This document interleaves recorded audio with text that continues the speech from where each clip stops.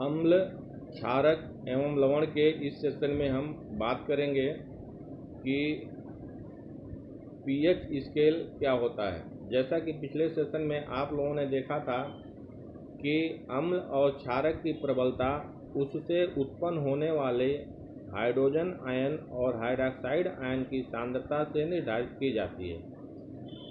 उस सांद्रता को एक तकनीकी शब्द पीएच पैमाना के रूप में व्यक्त किया जाता है। इसमें से पीएच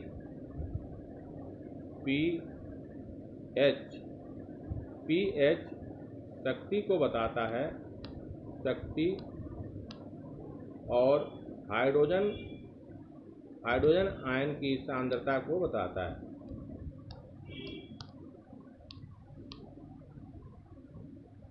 तो ये पीएच स्केल होता क्या है और इससे हम क्या करते हैं, इसी के विषय में अभी हम बात करेंगे। पीएच स्केल अम्ल और क्षारक की प्रबलता को मापने का एक पैमाना है। जिस प्रकार आप स्केल देखते हैं, जो आप लोग प्रयोग करते हैं, उस स्केल में 1 से 6 तक सेंटीमीटर बना होता है। उसी पैटर्न पर ये पीएच स्केल बना होता है, जिसमें ये बीच में एक बिंदु होता है 7 और इधर घटता हुआ क्रम रहता है। यानी अगर 6 करें, 5 करें, 4 करें, 3 करें, 2 करें, इधर बढ़ता हुआ क्रम होता है 8, 9, 10, 11, 12, इस तरीके से 14 तक। तो इस स्केल पर जब किसी पदार्थ को रखा जाता है तो वह जिस अंक को प्रदर्शित करता है, उसी के आधार पर हम उस पदार्थ के प्रकृति के विषय में बताते हैं कि वह अम्ल है या क्षारक है। यहाँ जो 7 की संख्या दिख रही है, यह संख्या उदासीन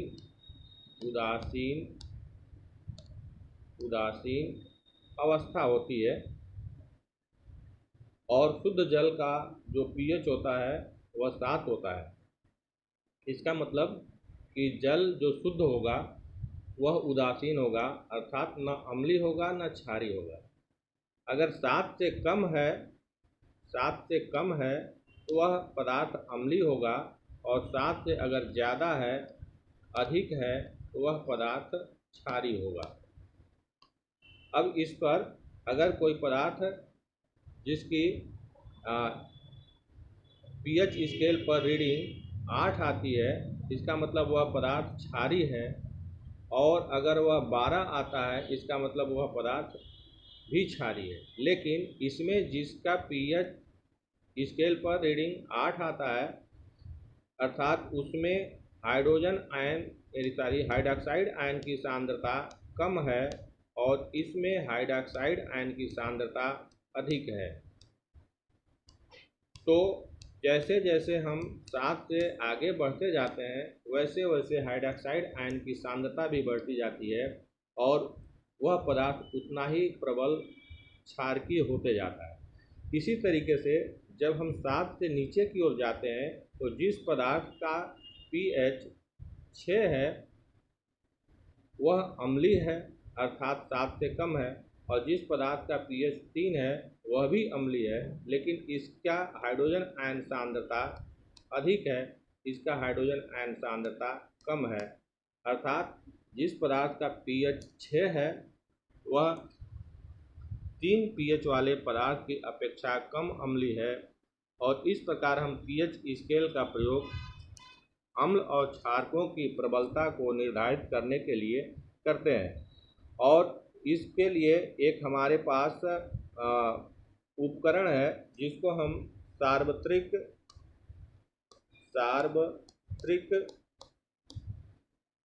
सूचक कहते हैं। सार्वत्रिक सूचक, यह सूचक एक 0 से लेकर के 14 तक के अलग अलग रंग खंडों में बना रहता है, और जब हम पदार्थ को उस सार्वत्रिक सूचक पर रखते हैं तो उसका रंग बदलता है और उस बदले हुए रंग के आधार पर हम उस पर नोटिस किए गए पीएच मान को इंगित करते हैं। इस प्रकार सार्वत्रिक सूचक की सहायता से हम पदार्थ के अम्लीयता और क्षारीयता और उसकी प्रबलता को निर्धारित करते हैं। आप इसके लिए प्रयोग कर सकते हैं कि घर में अलग अलग पदार्थों के रस को लीजिए और उस रस को सार्वत्रिक सूचक पर रखिए। उससे होने वाले रंग परिवर्तन के आधार पर दिए गए रंग पट्टिका के आधार पर हम उस पदार्थ के पीएच मान को ज्ञात कर सकते हैं। तो ये जो पीएच मान है यह अम्ल और क्षारकों की सांद्रता को प्रदर्शित करने का एक पैमाना है। इसको अगर हम बात करते हैं, हालांकि आपके पाठ्यक्रम में नहीं है, तो इसकी परिभाषा कुछ ऐसे दी जाती है। पीएच हाइड्रोजन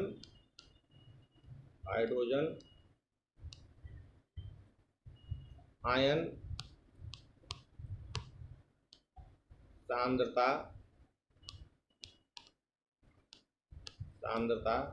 का ऋणात्मक लघुगणक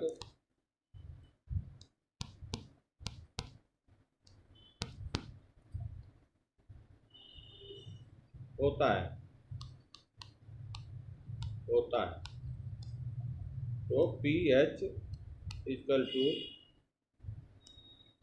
हाइड्रोजन आयन की सांद्रता, इसको हम बड़े कोष्ठक में इस तरीके से लिखते हैं, इसको मोलर सांद्रता कहते हैं। यहाँ पर मैं लिख रहा हूँ मोलर सांद्रता।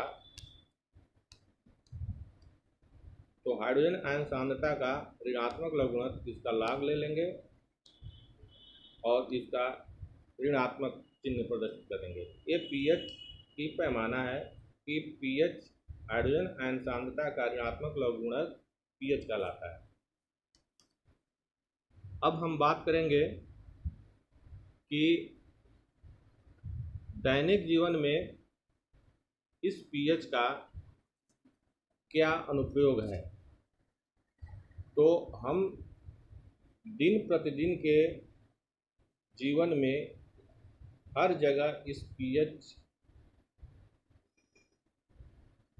स्केल की या पीएच मान से आमना सामना करते रहते हैं, यद्यपि हम उसको जानते नहीं हैं।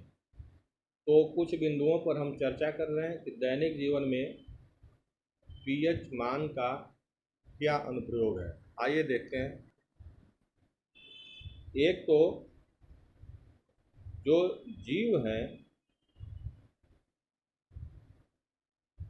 वो 7 और 7.8 pH मान पर अपनी क्रिया करते हैं। ये हमें याद रखना है कि सभी जीवित पदार्थ जिनका उपापचयी क्रिया, जैव रासायनिक क्रियाएं जो होती हैं वह 7 और 7.8 pH मान के बीच में होती हैं। ये बिंदु हमको याद रखना है।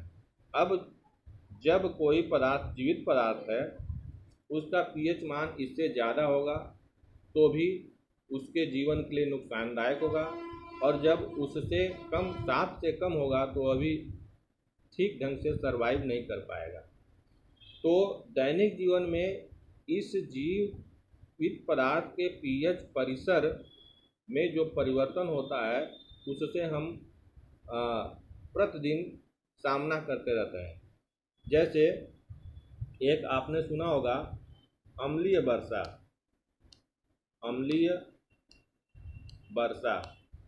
अब अम्लीय वर्षा क्या है? जैसा आप बारिश को जानते हैं, बरसात का मौसम है, बरसात में बारिश हो रही है, जब उस पानी में अम्ल मिल जाता है, अर्थात उसमें कोई ऐसा पदार्थ मिल गया जो उसके पीएच मान को कम कर देता है। जैसा कि आप जानते हैं कि जल जो शुद्ध होता है उसका पीएच मान 7 होता है, तो उससे कम कर दिया या अधिक कर दिया, कम कर दिया तो वो अम्लीय वर्षा के रूप में हमें प्राप्त होता है। अब इसका मतलब है कि जल में जो पीएच मान है वह 5.6 हो जाता है। और जैसा हम जानते हैं कि शुद्ध जल का पीएच 7 होता है, तो 7 से कम हो गया, अर्थात बरसात के पानी में कोई ऐसा पदार्थ मिल गया जो उसके पीएच मान को 7 से कम करके 5.6 तक कर देता है, तो वह वर्षा अम्लीय वर्षा के रूप में की जाती है। इससे पेड़ पौधे या जो भी जीवित हैं पदार्थ हैं, उनके जीवन यापन में कठिनाई होती है, मेटाबॉलिज्म में कठिनाई होती है। इसी प्रकार जब हम मिट्टी या खेत में हम देखते हैं कि जब कोई पौधे बोए जाते हैं, लगाए जाते हैं, तो उनका पीएच मान उनका वृद्धि जो होता है वह निर्धारित पीएच मान पर होता है। उससे अधिक होगा या उससे कम होगा तो उस पौधे का विकास रुक जाता है या पौधा मृत हो जाता है, नष्ट हो जाता है। तो पेड़ पौधे जो होते हैं उसमें सर्वाइव करने की जो क्षमता होती है वह निर्धारित पीएच मान के आधार पर होती है। तो इस प्रकार जो कृषि है या बागीचा में जो आपका पौधा है, खेत में जो पौधे लगे हैं, वो भी निर्धारित पीएच मान पर ही कार्य करते हैं, जीवित रहते हैं। फिर हम देखते हैं हमारे पाचन तंत्र पर पीएच का क्या प्रभाव पड़ता है। तो जैसा आप जानते हैं कि कभी कभी शुरू में हमने इस अध्याय के पहले सेशन में हमने चर्चा किया था कि जब हम ज़्यादा भोजन या गरिष्ठ भोजन कर लेते हैं तो हमें एसिडिटी की शिकायत होती है, नहीं हमारा पाचन तंत्र गड़बड़ हो जाता है। तो जैसा अभी हमने बताया कि यहाँ पर आप देखिए कि जीव के लिए जो पीएच मान है वह 7 और 7.8 के बीच में है। अब इससे इस स्केल में अगर कोई गड़बड़ी होती है तो पाचन तंत्र गड़बड़ हो जाता है। तो अम्लीयता जब बढ़ती है तो उसको समाप्त करने के लिए हम सोडियम बाइकार्बोनेट या मीठा सोडा का प्रयोग करते हैं, या मिल्क ऑफ मैग्नीशिया यानी Mg, मैं यहाँ पर लिख रहा हूँ MgOH ट्वाइस का प्रयोग करते हैं। यह आप देख रहे हैं कि इसमें OH है और यह जब आयनित होगा तो हाइड्रॉक्साइड आयन देता है, अर्थात इसकी प्रकृति कैसी होगी, क्षारीय होगी। तो जब अम्ल के साथ क्रिया करता है तो यह उसके साथ उसके प्रभाव को नष्ट कर देता है और यह क्रिया उदासीनीकरण के रूप में जानी जाती है। इसको हम आगे चर्चा करेंगे। उदासीनीकरण अभिक्रिया, या कक्षा 9 में आप लोगों ने पढ़ा होगा, कक्षा 10 में भी हमने बताया था पहले अध्याय में। उदासीनीकरण अभिक्रिया, जब अम्ल और क्षार के बीच में अभिक्रिया होती है उस अभिक्रिया को उदासीनीकरण अभिक्रिया के रूप में जाना जाता है। तो जब पेट में या हमारे पाचन तंत्र में कोई गड़बड़ी होती है, अम्लता बढ़ती है, तो उस कंडीशन में हम उस प्रभाव को नष्ट करने के लिए क्षारक का प्रयोग करते हैं और इस प्रकार के उदासीनीकरण क्रिया से उसका प्रभाव नष्ट होता है। इन दवाइयों को एंटासिड के रूप में जाना जाता है। एंटासिड,